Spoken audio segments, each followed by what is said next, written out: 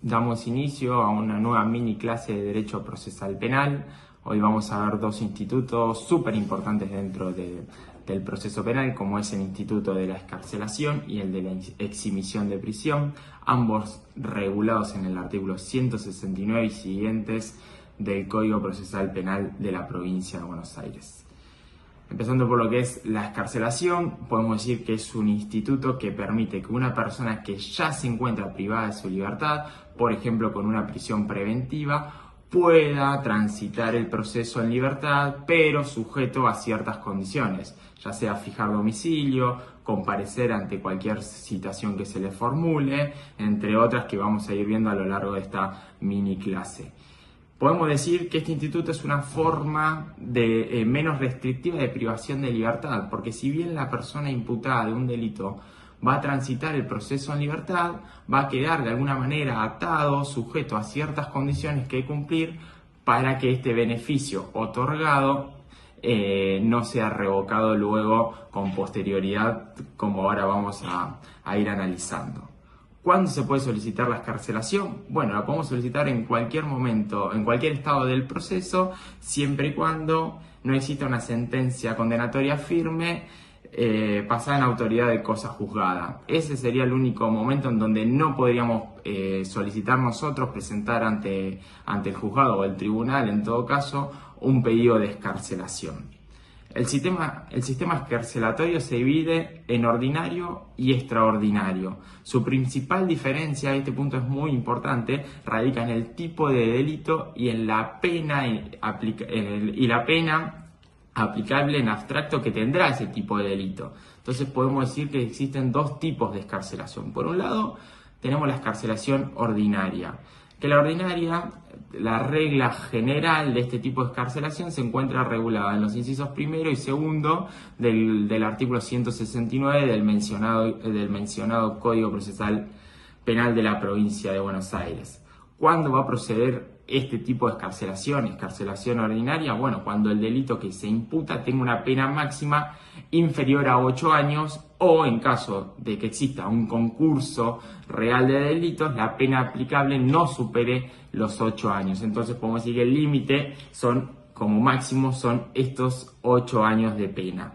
Ahora, por el lado de la excarcelación extraordinaria va a proceder en delitos cuya pena es mayor a 8 años. Además, depende del caso en concreto, se tendrá que ver ciertas características, el hecho atribuido, las condiciones personales del imputado.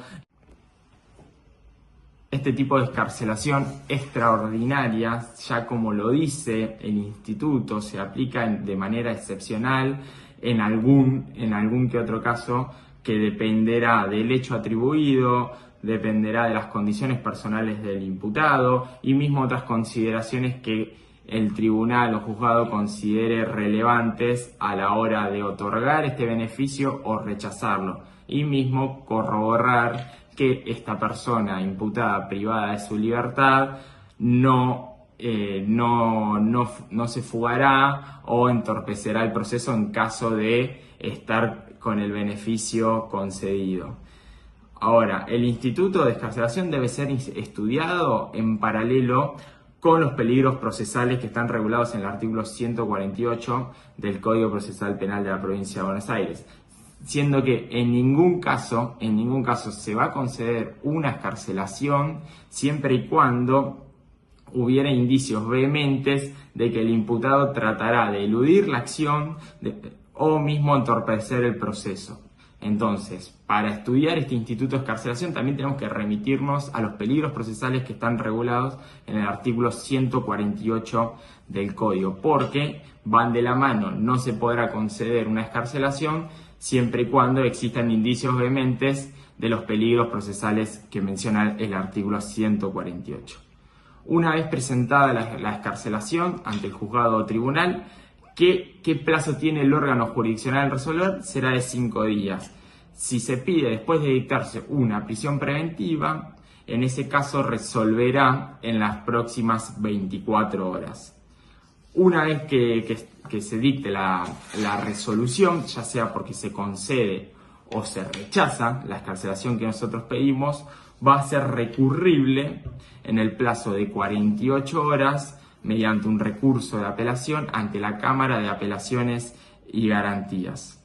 En caso de concederse la excarcelación, el imputado tendrá reglas de conductas las cuales deberá someterse. Estas reglas de conducta se encuentran reguladas en el artículo 179 y 180 del mencionado código, como va a ser comparecer siempre que sea llamado ante el órgano jurisdiccional que dictó la medida, constituir domicilio y no podrá ausentarse del mismo por un plazo superior a 24 horas sin autorización previa.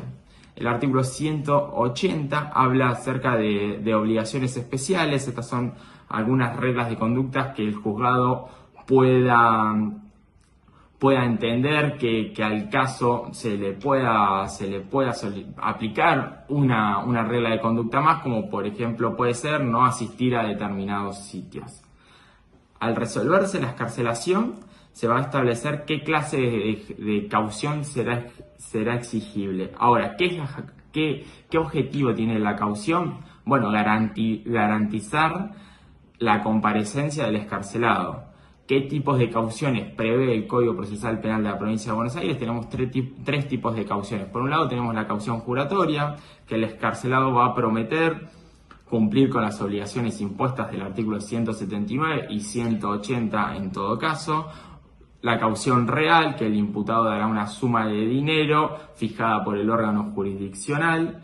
Y una caución personal, que acá entra en juego un tercero que se va a constituir y se obliga a presentar al excarcelado siempre que sea requerido y abonar el monto de la caución en caso de incomparecencia.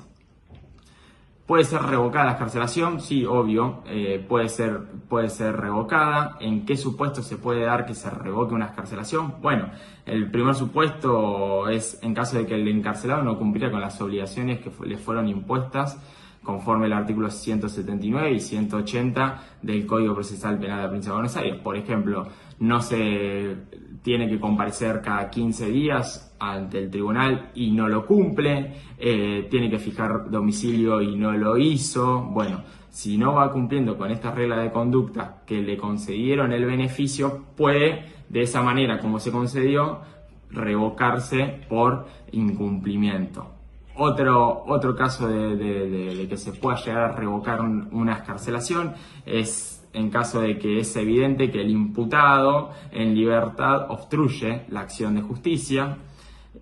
Por otro lado, tenemos en los casos de bajo caución real o caución personal, el fiador, este tercero que se constituye, falleciera o mismo se ausentare de la provincia, en este caso de Buenos Aires, o cayera en algún otro estado que impidiera el cumplimiento de las obligaciones asumidas, previo igualmente a que se revoque por este supuesto de la caución de la caución real o personal, el imputado podrá ofrecer un nuevo fiador a fin de que no se le revoque y sea otra persona, otro tercero que se constituya para hacer valer por las reglas de conducta que se le impusieron.